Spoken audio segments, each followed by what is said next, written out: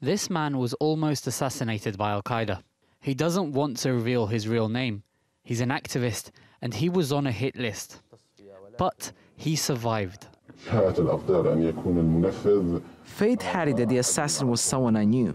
Instead of killing me, he warned me and told me that they were tracking me. He said I had to get out of town, but I stayed. Fawwaz, as we'll call him, says Al-Qaeda's strength in Taiz is growing. They've taken control of large areas of the city, and we've noticed that the state and the army deliberately avoids confronting them and doesn't want to enter into open conflict with them. And so they're able to entrench themselves more and carry out their agenda of attracting youth. It's a symptom of a growing problem in Taiz. The inability of the government to extend its control over an area that's now largely free of rebel forces. Here in the center of the city, it's the Yemeni army that's dominant. But in other parts, it's a different story. In the east, you have the Houthi rebels. And in other areas, there are different militia groups that control territory, including Qaeda and Daesh. If you look carefully in Taiz, a city on the front line of Yemen's war, you can see their presence. Al-Qaeda and Daesh have quietly taken advantage of the anarchy in this city and have established control over a few districts. Some Al-Qaeda fighters have even fought against Houthi rebel forces alongside other militias backed by the government and the Saudi-led coalition. One of the top army commanders in Taiz says the problem here is more about crime.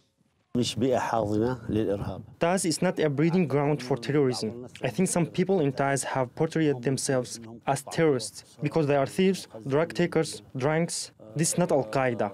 Al-Qaeda is different. They have used Al-Qaeda's techniques while joining together with some Al-Qaeda members who have come from other areas of the country. They've taken advantage of the security situation in the city. Gunfights and assassination attempts are now common in Taiz.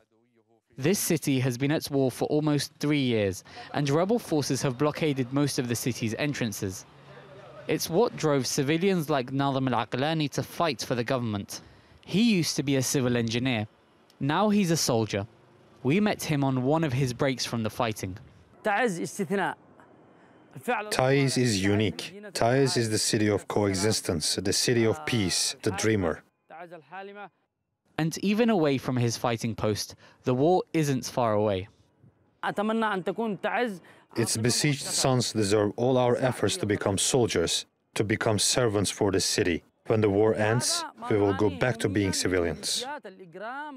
As soldiers, rebels, and militias battle for control of Yemen, Nadhem is still determined to fight for his city, even though it's been destroyed by this war. Abubakr al Shamahi, TRT World, Taiz.